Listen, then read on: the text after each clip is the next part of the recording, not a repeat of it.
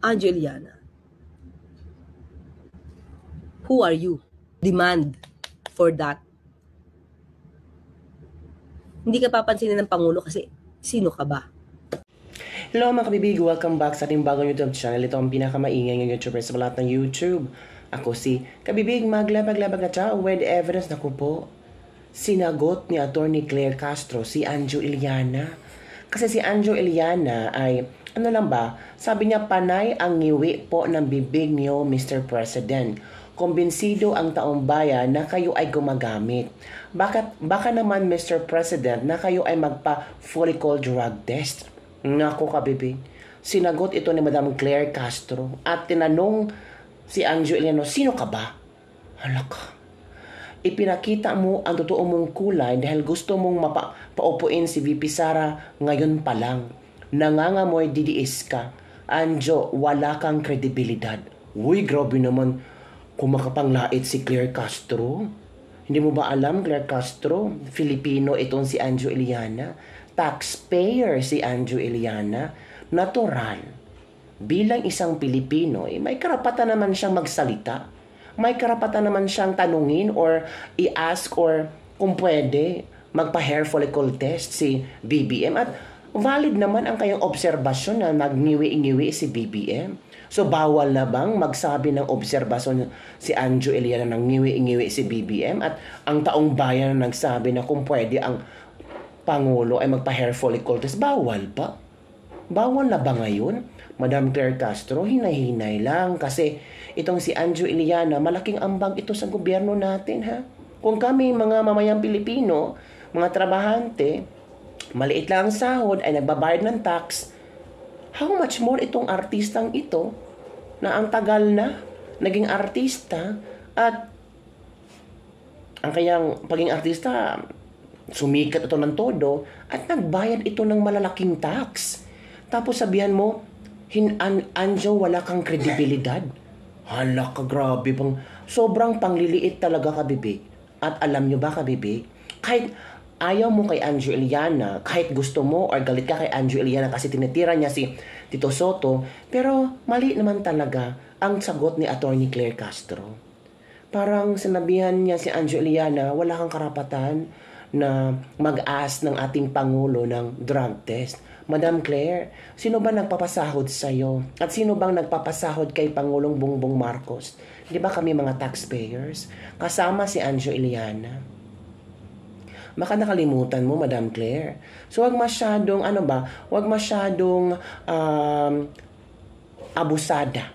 Wag masyadong sobrang lunod na lunod kayo sa kapangyarihan kasi hindi yan forever eh. Pwede yang mawala in a click, in a span of time. So ito po ang video ni Madam Claire Castro at ang sagot ni Anjo Iliana. Watch this video. Anjo Iliana, who are you? Sino ka? To demand for that. Hindi ka papansinin ng Pangulo kasi sino ka ba? Diba? Hindi tayo sa nang mamaliit pero ipinakita mo ang totoo mong kulay dahil gusto mong paupuin si VP Sara. Ngayon pa lang. Nangangamoy DDS ka, Anjo. Wala kang kredibilidad. Diba? Wala kang kredibilidad. Wala ka na prove na anuman. Yes, good afternoon po sa inyo lahat. At syempre, good afternoon sa kay Auntie Claire Castro. Yan ang presidential spokesperson yata ng Malacanang. Yan. Madam Claire, naalala niyo po ako, Anjo Iliana, kayo po yung nagtanggol sa akin doon sa mga bintang ni Raffy Tulfo tungkol sa eskwelahan ko dati. Naalala niyo yun, di ba? Hinimay-himay niyo at pinalabas niyo na itong si Raffy Tulfo ay talagang ginamit, sinira ang pangalan ko, sinira yung eskwelahan. Marami kaming pinag-aaral na libre, walang tuition. At yan po, at si Raffy Tulfo na hinimay nyo at lumalabas. Bakit ginawa nila to? Nagpapaaral nga si Anjo ng libre. Tapos ibabalik yung tuition, wala nga tuition, yun po. At maraming salamat. Panoorin nyo na lang po si Auntie Claire Castro, si Raffy Tulfo, tungkol sa eskwelahan ko, para makita nyo kung anong ginawa sa akin ni Raffy Tulfo. At balang araw po ay marami po nag-a-advise sa akin na kasuhan ko to ng cyber libel, itong si Raffy Tulfo, dahil paninirang puri ang ginawa sa akin. Pero Auntie Claire, punta tayo sa sinabi nyo na ako daw po ay, sabi niyo, walang karapatan. Wala daw akong karapatan na sabihin na magpa-hair follicle test si Presidente PBBM, at parang nagalit kayo sa akin. Unang-una, Madam Claire Castro, ay it is the right of every Filipino to be heard. Diyan sa gobyerno, it is our right na pakinggan niyo po kami. Yung sa akin lang naman is a simple suggestion, Attorney Claire. Hindi pa ako nakikipag-away kasi alam niyo, Attorney Claire Castro, manood po kayo ng mga ng mga lumalabas sa social media. Anong lumalabas? Lumalabas po na ang dami nagsasabi na yan, bangag-bangag daw po ang ating presidente.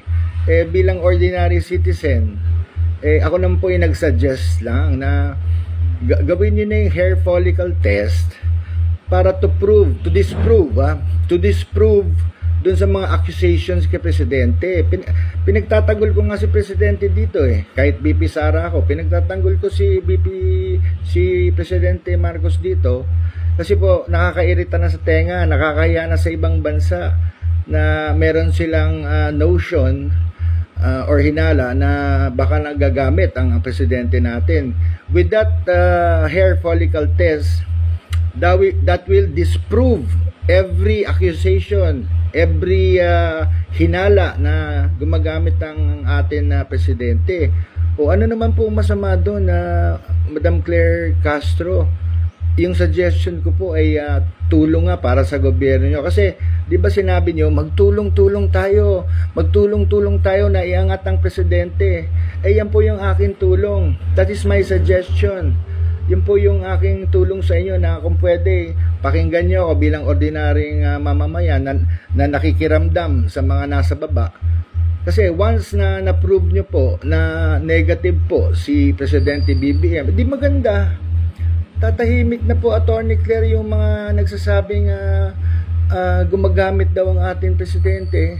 Pero hanggang hindi po nyo ginagawa yan, tuloy-tuloy lang yan. So yun lang po yung side ko, Madam Claire Castro. No? At yung sinasabi nyong wala akong credibilidad, that is your opinion. This is a free country. We are in a democratic country. Kung sabihin nyo kung pangit ako, kung gusto nyo sabihin na wala akong credibilidad, nasa inyo po yan. Wag lang yung magsasabi kayo, mag-iimbento ng hindi totoo at sinisiraan nyo yung pagkatao o puri ng isang tao, katulad ng ginawa ni yang si Senator Raffy Tulfo sa akin, na pinagbintangan akong scammer. Yan ang yan ang dapat kasuhan ng cyber libel, paninirang puri. Pero yun nga, kung gusto yung panoorin, yung sinabi ni Attorney Claire na pinagtanggol niya ako noon laban dito kay Raffy Tulfo, hindi pa siya senador noon. Panoorin nyo, nandiyan po sa FB yata yun, Attorney Claire. Kaya salamat, Attorney Claire, pinagtanggol mo ako dati. Si Attorney Labayan din, meron din yata yung video noon na hinimay-himay nila na mali yung ginawa sa akin ni Senator Raffy Tulfo. Pero again, Madam Auntie Claire, kaya naman po ako nagpaparamdam ngayon ay hindi pa ako nakikipag-away. Yung sinasabi nyo, kasi DDS ako. Inaamin ko, DDS pa ako. Pero hindi naman na ibig sabihin na DDS ako. Wala na akong pakialam sa gobyerno. Gusto ko nga kayong tulungan Gusto ko matanggal na sa isip ng tao na nagda-drugs po ang presidente. Kaya nga, hair follicle test na kayo, ipakita nyo, yan, negative, para tumahimik na yung mga bashers nyo tungkol dyan. Kasi ang pangit po tingnan. Yun lang po, Attorney Claire. I hope you understand. I have nothing against you. tawagin nyo kung gusto nyo, wala akong credibility, walang problema po sa akin yan. Kaya yun lang po, maraming salamat, magandang araw, and abangan ang susunod na kabanata. Ito ang sagot ng mga netizen ba? Ito yung reaction ng mga netizen after nilang narinig kay Claire Castro. Apektado si Claire Castro, adik kasi amo mo, allergy kay salitang drug test from Noel Mercado. Sino ka ba? Si Anjo Iliana po ay isang Filipino at taxpayer. Malibang magtanong? Itong Labong Castro, so ibig sabihin, Auntie Claire, pag DDS walang kredibilidad. Kung walang kredibilidad ang DDS, magnanakaw naman ang mga bangag. Oh, ito ba? Bilang taxpayer at private citizen, boss din ni BBM si Anjo. Gusto talaga pakita ni Claire na si BBM ang boss, hindi ang publiko. Oh. So, sino? Ito Anjo, tulungan mo na lang si Pulong. Si Pulong daw sa 51 billion. Sabi ng mga bashers ni Anjo Iliana. Claire Castro, maganda, malakas appeal mo, pero sometimes sablay ang mga sagot mo. It's not a big deal naman yung hair follicle test, sabi ni Yol Limbaga. Kung walang masama, doon, sige magpa-test siya. Kasi presidente naman siya, accountable naman siya. Diba? Ito pa. Baka ikaw ang isusunod na babae, Madam Claire. Ay, nako. Ito pa, Kapag DDS walang kredibilidad, maraming DDS, so it means kayo lang ang may kredibilidad. Kasi pro-BPM admin kayo. Kayo lang ang tama. Kayo lang ang nasa tamang pag-iisip. Ay, nako kabibig. Nako, yan po. So, yun po ang mga reaction ng ating mga netizens. Uy, Claire Castro, taxpayer din si Anjo Iliana, malaki ang kanyang binayad. Walang siyang tinatago. Logic yung mga tinatawag. Yun mga kabibig, ang komento ng ating mga netizen. Ano ang inyong reaction hinggil dito? Don't forget to like, subscribe, and share this video. May karapatan ba si Anjo Iliana na mag-demand ng hair follicle test kay BBM? Or tama si Claire Castro na walang kredibilidad si Anjo Iliana at plano lang talaga ni Anjo Iliana na paupuin si VP Sara na president. Hindi sinabi ni Anjo Iliana, ha? Hindi naman ibig sabihin pag DDS gusto na si VP Sara ang magiging presidente. Ang gusto namin malinaw. Ang gusto namin makitang proyekto si BBM. Sayang naman yung pag-upo niya as president tapos nga tayong lahat. Di ba kabibig? Grabe naman si Claire. Kung makapag-bash, kung makapag-look down ng tao, parang walang ambag sa Pilipinas si Anjo Iliana. Mas marami pang ambag si Anjo Iliana actually, kumpara kay Claire Castro. Ngayon lang sumikat si Claire Castro Pero noon ano ba? Diba?